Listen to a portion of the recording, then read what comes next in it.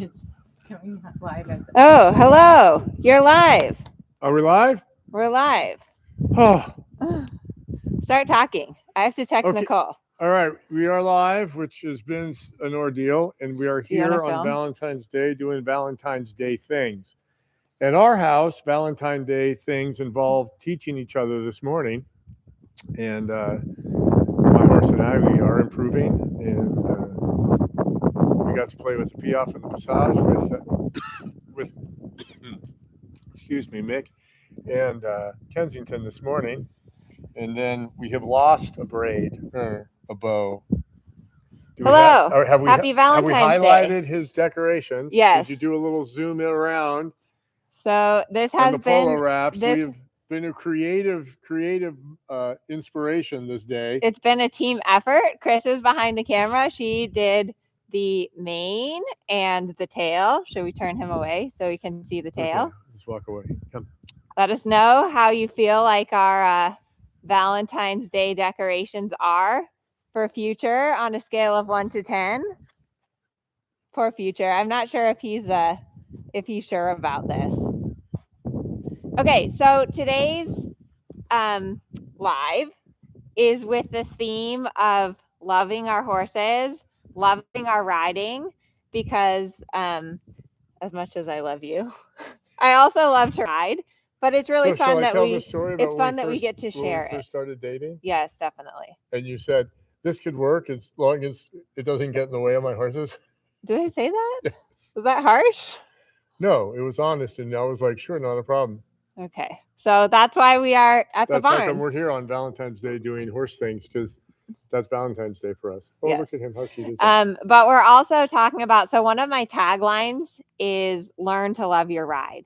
And I really like that tagline because I think that through education and through learning, that is how you love riding. Because if you don't know what to do, and if you can't communicate with your horse, and if you're scared, then you don't really love it as much. But through learning, we can enjoy our horses and have fun and stay safe and feel that connection. Do we have people watching?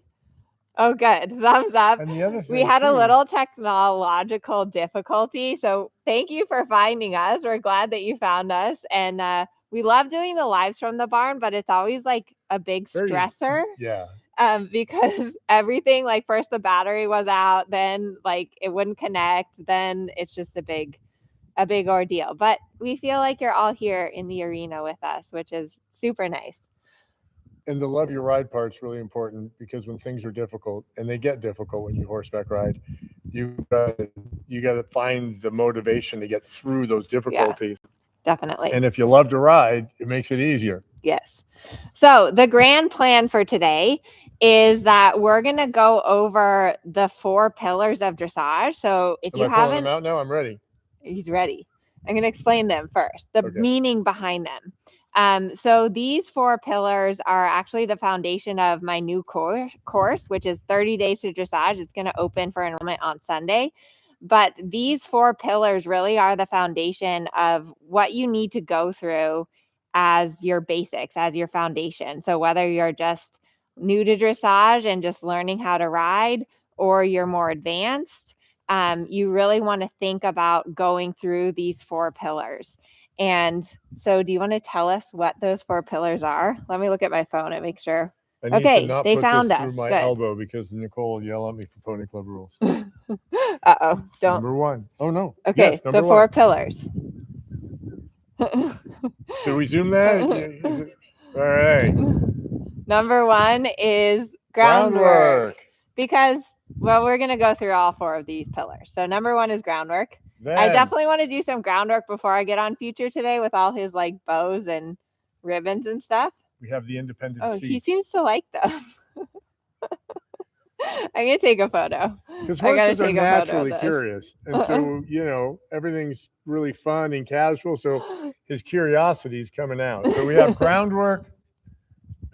We have the independent seat. I've got a braid. Then the aids. And then with all that in play, then you can go ahead and do the exercises. So are you going to now do some groundwork and we'll explain them one by one? Yes. And so it's really important. Like when I first started riding dressage, I didn't really learn those steps. I was just kind of thrown into like, get your horse around, right? Keep your head up. And so if you skip those steps, if you don't have the right basics and the right foundation, then you're going to run into problems and your horse is going to be unhappy and you're not going to love to ride. And you won't know how to fix the problems you just made. Right. Because there's no plan. And for me, with my horse Geronimo, he started rearing because it was too much pressure and I didn't understand the aids and I didn't do my groundwork and I just kind of skipped steps because I think we all we see a round dressage horse and we want that, but you don't really understand the steps. So that's why these 4 pillars are super important that you follow them. And I guess we're going to start with groundwork. You're not going to jog him for me? Probably not. Okay. What should I do for groundwork? So the first thing for groundwork is what I call is just red light, green light. So you really want to be able to get your horse walking, stopping, backing up, walking, stopping, backing up. And without, you can see how Future is really following my body language. I'm not really having to take any pressure on the reins. Good boy. Then the other thing is, so those little pylons and all these decorations on Future are new. So I always like to make sure, if I'm going to ride, let's make sure that he can kind of go over here and sniff these things because they're new and they're different. And there's little ribbons on them, which he's not totally sure about. So it's always great if you can get your horse kind of used to new things in the arena, used to new things on their head or on their sides before you get on them. Because I know when I get on him, my plan, I think, Herman, you have an exercise plan for us, right? Yes, we're going to do the modified teardrop. Does it involve riding between these things? Yes, you're going to ride between them and make a heart. For Valentine's Day. Can you come so the camera can see you? No hiding. Good boy.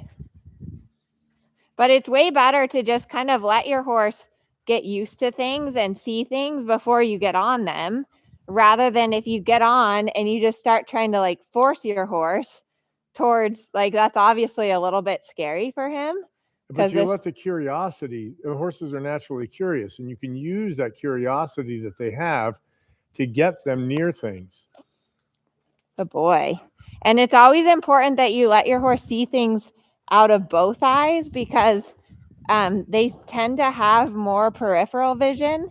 And so that's why if your horse is scared of something, you want to kind of take them side to side towards it rather than just forcing them to go straight towards the object because they can't see very well straight in front of them.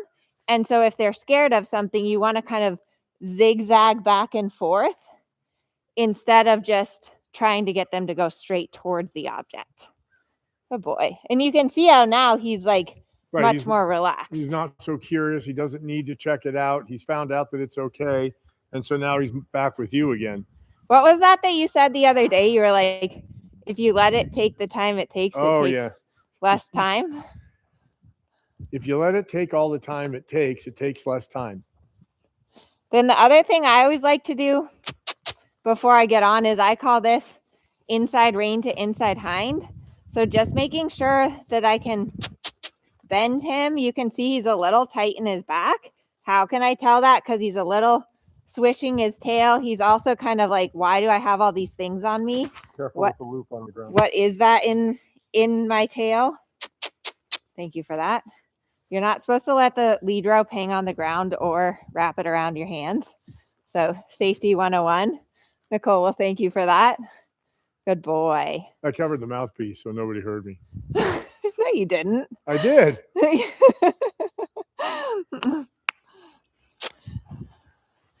Good boy. Sometimes I'll kind of touch my horse. So because he's a little tight, I'll kind of just rub him right where my leg would be so that I can try to get him to relax about. There you go. You see him drop his neck down? Good boy. So, because I don't want him to be tight, I want him to be really accepting that when I touch him where my leg is, that he's just soft to that. Good boy. Good boy. But so when my horse Geronimo, when he was rearing, it was because I didn't teach him that step. I never taught him to bend and yield in his body. And it was, what do you say? Too much kicking and pulling? Too much kicking and pulling at the same time. Which, right, Chris? You want to kick and pull as much as you can at the same time. Okay, so no, don't ever do that. I'm going to get on. Let me get the mounting block. Yes, please. Let me take that from you. Yeah. And then we are going to talk about pillar number 2. So and we did the groundwork. And we're going to move on to independent seat.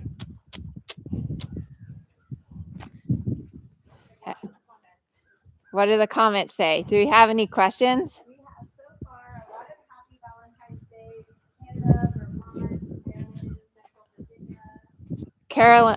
Vermont, Central Virginia. Yeah, let us know in the comments where you're tuning in from. And some compliments on the arena.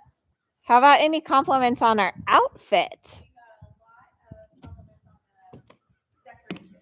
Give us a scale of 1 to 10. How good is our outfit here? Hey, pay attention. Okay, what is pillar number 2? Independent seat. Okay. And you going to tell them why it's important to have an independent seat? I don't know. Why is it important to have an independent seat? So that you can then use the aids. An Right. independent seat allows you to balance on the horse, move with the horse, so that then your limbs are free to do their job. So the first thing I always do when I get on my horse is I take a few deep breaths. So in through my nose, out through my mouth. If you guys don't know, so this is Future, and Future is 6, and he's my newest horse. I haven't had him for too long, so I feel like I'm still no, it might need to be tighter. Yeah, come here. I feel like I still am getting to know him. I would say it takes like a year to get to know your horse. So we're just checking the girth, which is it got a good snug. thing. It got snug before she got on, but we've been rocking around and we've been doing things, and he's taken a few breaths, and now it's not nearly as snug. So safety first. Safety first. Check your girth. Check that your girth is tight. So the first thing I do after I finish my little breathing is I really think about my seat bones. So you want to feel like your seat bones are pointing straight down into the saddle, and that your 2 seat bones and your pubic bone should be following the movement of your horse. And if you're paying close attention, you can see her shoulders are staying still, and her hands and her hips are coming towards each other and away from each other. That's how you know that her hips are moving and following the rhythm of the horse. Yes. And your seat is the main connection point. Like when we hear the word connection and we want to feel connection with our horses, of course, your seat is the main connection point between you and your horse. And so you actually don't want to do, like, ideally, you're not doing as much with your limbs. Most of your communication is coming from your seat. So what does an independent seat mean? That it can follow the rhythm of the horse. And it also means that you can move, like, okay, you should be able to, like, move your arm. Right. You can. Right. Your seat's following the rhythm. It keeps you in balance so that your limbs can do what they need to do. You should be able to, like, take your leg out of the stirrup and move your leg a little back and forth, and your seat doesn't change. And that's where a lot of you guys, and me too, all of us, you use your hands and you lock your seat, or you use your leg and your seat blocks, and your seat is sitting on your horse's back, right? So if your seat is blocked, your horse is going to be blocked in their movement. And what happens a lot too is you go to make an age, so you're going to go get strong, and then you get too tight, and then you're not longer fluid and following. Shall we move on to pillar number 3? This would be why the independent seat is so important, because then you can use the aids. And the aids is just the name for the language that we use to talk to horses. You know, the right rein has a job, left leg has a job. Those are the aids. So what I teach for the aids, this is a really good example of it. So the aids are what we use to communicate with our horses, because we can't speak to our horses in sentences, right? So the sequence of the aids is always this. If you're like, whatever you're doing, whether you're standing still or going to ride a transition, it's always leg, seat, hand. So here we go. Leg, seat, my seat is following, and then my rein could direct my horse and turn my horse. But often what I see riders do is that they go first to the rein, right? Yeah. And then the horse is before off they have balance. the forward. So they go like this. They start trying to turn. See how that doesn't work? Like I can't, if I start using my hands before my seat, he's just confused. So I've got to use leg to get him going forward. Seat is immediately following the forward. And then your reins are directing your horse where you want to go. Or your reins can also be suppling your horse. But figuring out that timing and the right balance of aids, I think that's the hard part, right? Yeah. And your hands, that's it. They point the horse in the direction, but you've got to ride the hind leg to the mark, because otherwise you're just spinning their heads around and they never get there. Shall we do you want to explain to me what is our exercise? Shall we move on to pillar number 4? Which is the exercise. So normally we make an ice cream cone, but because it's Valentine's Day, we're going to do the reverse. She's going to go up the center line between the pillars there. That's going to be X. You make the 10-meter half circle. So this will be the straight line on the center line. And then you go XB, the 10-meter half circle. And from B, you're going to come on back towards C. Okay. So this is like the top of the heart. Yes. And now I'm going here to C. To C. And then you got to make it a little bit fat, because you got to come back down the center line and do the other half of the heart. Okay, got it. So tell us why are patterns and figures and exercises? Why is that the 4th pillar? Like once you have your seat and your aids, why exercises? The exercises, and if you can do it accurately, they train your horse. They make them more elastic, more supple, and better balanced.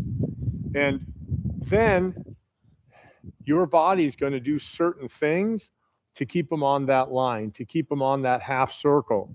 Then your body can do that thing on a straight line, and the horse says, oh, you're doing that thing where I have to come around and bend or engage, because I did it on the 10-meter circle and your body was that way. And now you're doing your body that way on a straight line, so I'm going to respond in kind. And back down center line. Oh, I'm lost. And do I go the other way now? Yeah, then to the left. All right. Do you see the heart yet? I see the heart. Let us know in the chat if you guys see the heart. I think this would be good to have a drone view of. Do a drone video for this? Yeah. That would be. Well, I don't know. I'd have to follow you. And I don't know that the horse is going to take that. So once you know the exercise, I always like to start, of course, all the exercises in the walk so that you can get the pattern for it. And then we're going to try to do it at the trot. Although I usually this is a pretty hard exercise to warm up with. It is, because of that tight turn there. You're basically making a pirouette down there. So I'm going to just start off with a 20-meter circle. A 20-meter circle is like kind of the most basic dressage movement. And I haven't trotted him with these bows on his head. So, anytime. Or the ones in his tail, or the ones stuck to him. Right. But this horse has a fabulous temperament. Like he really does. He's like such a good boy. So I don't think it's going to bother him. I think it would bother Kensington more than him, although his tail is a little fussy. It probably bothers Kensington more over right now than it would if. It's probably bothering Kensington right now just because it's on this horse. But it's good to know horses are creatures of habit. And so anytime you change something, like even just putting bows on your horse or having new things in the arena, your horse is going to notice. And you have to be prepared for that and support your horse through it, right? You got to give them a minute and, yeah. and be the leader. Give them some guidance. Tell them it's going to be okay. All right, should I try it? All right. Okay. Direct me. Straight ahead. Follow the rail. Come down the center line. Look over your right shoulder. Look between the pylons. And at the top, 10-meter half circle to the left. Then it's a half diagonal line from B towards C, but don't make it too sharp. From the B towards that side, because you got to make another sort of 10-meter half circle back down the center line. Give yourself some room.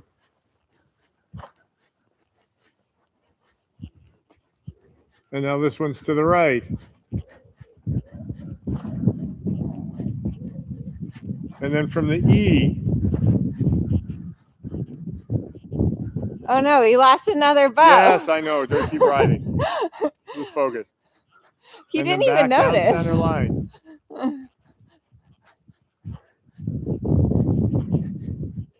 And now we've made a heart. Ta-da! That looks super. Good boy. Good boy, Future. So those are the 4 pillars. We And did why? groundwork, independent seat, the aids, and then an exercise. Yes. And it's super important, regardless of what level you're riding, that you go through those 4 pillars. Like that's the foundation of everything, even on a Grand Prix horse. You know, by the time they're Grand Prix, you know them pretty well, but you kind of assess like, how are they on the ground? I did a little groundwork with Kensington this morning because it helps him to get more supple before I get on him. Then I get on, I think about my independent seat. Then I think about the aids.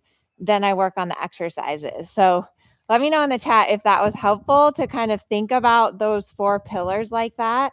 And again, that is the foundation of 30 Days to Dressage, Foundations with Amelia. I'm super excited about that new course because I feel like we really need a foundational dressage course, especially for those of you who want to have that solid basics, those solid foundations, and to do it the right way. I think that in our love for our horses, I don't know about you, but I definitely always want to do right by my horse and set my horse up for success. And I think that that's super important. So are there any questions there, Chris? Will you grab my phone? Nicole probably texted us if there are questions. Honey, my phone's over there on the thing. Okay. Oh, good. It officially starts on March 1st, and it's going to be a 30-day kickstart to get all of you ready for spring and summer. And I think it will be really great. Okay, let me see if finish up being freezing and start our show Nicole season. says there's no questions. How are there no questions? We were very clear. We were very clear. How tall is Future? How tall do you think he is? 17? 17 hands. He's a pretty big boy, but he's very narrow. He's like a very refined horse. And for those of you who are he's going to fill out, trust me. He's going to build some mass. He's narrow at the moment. Like you can see, for those of you who are in strides, I talked about Future's top line and how we've been working on developing his top line. So if I turn to the side, you can see how he's a little bit lacking in muscle at the top here.